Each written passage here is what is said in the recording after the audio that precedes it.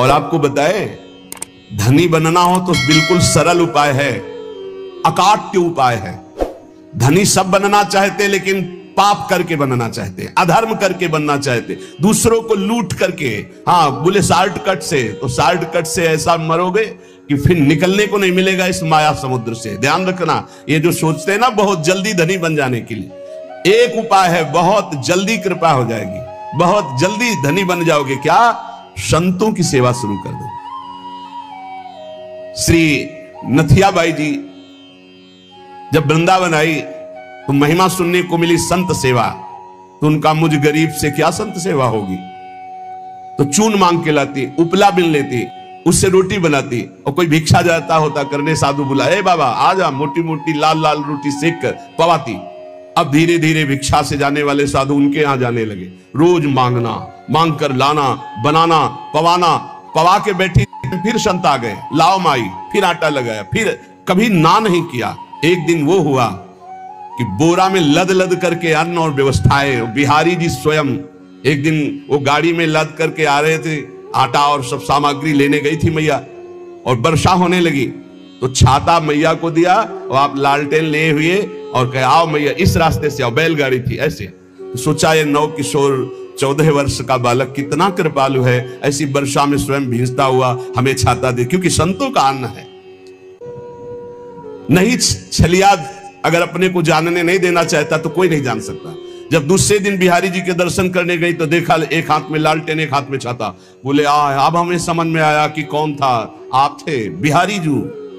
श्री महामहिम परम भागवत सुदामा दास जी महाराज बिल्कुल इसी पद्धति से संत सेवा शुरू की थी। गौओं के उपले बिन कर लाना और आटा मांगकर संतों को रोटी बनाना और पवाना, और आज सैकड़ों संतों का रोज प्रसाद होता है। तब से लेकर अभी तक रोज संत सेवा, सैकड़ों संतों के आसन लगे हुए, सैकड़ों संतों को भोग प्रसाद पवाया जाता है।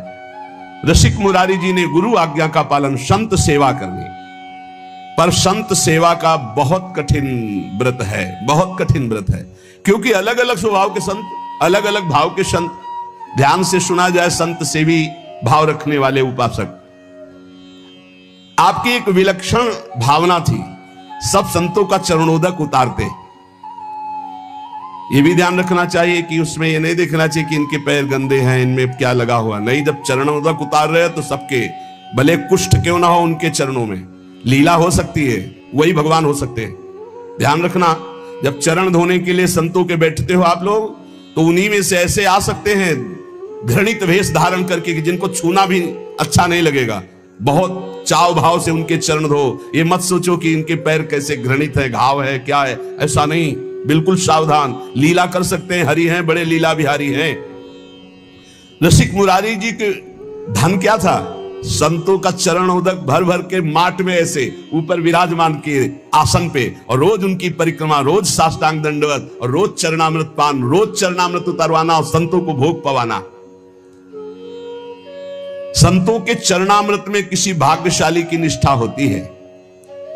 मटकों में भर भर के रख के जैसे कोई अब संपत्ति रखता है, ऐसे बड़ी कृपा है, गुरुजनों की बड़ी कृपा है जिनको संत चरणामृत में। और जब से वैष्णव मार्ग मिला तब से गुरु कृपा से नित्य चरणामृत मिलता है। 500 वर्ष पहले महापुरुषों के जो चरणामृत वो आ करके अपने आप कृपा करके दे गए। ये तुलसीदास जी का चरणामृत है, ये अमुक संत का चरणामृत है। तो गुरु कृपा से बहुत से पात्रों में चरणामृत ऐसे रखा है, रोज दर्शन, रोज पान, रोज सौभाग्य मिलता है। चरणामृत, उसकी पूजा करते, आरती उतारते, परिक्रमा करते, दंडवत करते संतों की चरणामृत की। चरणामृत की निष्ठा, जबान में सबसे पहले चरणामृत। कई बार ये लीला होती, वहां अलग चरणामृत, यहां अलग चरणामृत रखा, पहले चरणामृत, फिर जो कुछ बाल भोग जो भी मिले, पहले चरणामृत, भोजन तो पहले चरणामृत। चरणामृत की निष्ठा होनी चाहिए, ऐसा नहीं कि भोजन देखा टूट पड़े। श्रीधर बाबा जी की हमने निष्ठा देखी, अगर चरणामृत बोले बाबा चरणामृत तो संपन्न हो गया, तो फिर प्रसाद नहीं पाते, फिर दूसरे दिन चरणामृत जब मिलेगा तभी प्रसाद पाएंगे। बड़ी निष्ठा होनी चाहिए चरणामृत में, संत चरणामृत में। कभी कभी विचित्र लीला हुई, संत चरणामृत उतारा गया और 4 दिन के बाद दुर्गंध प्रकट हो गई। अब इतनी कीमती चीज कैसे फैला दे? तब फिर आया कि उसको ढक्कन खोल के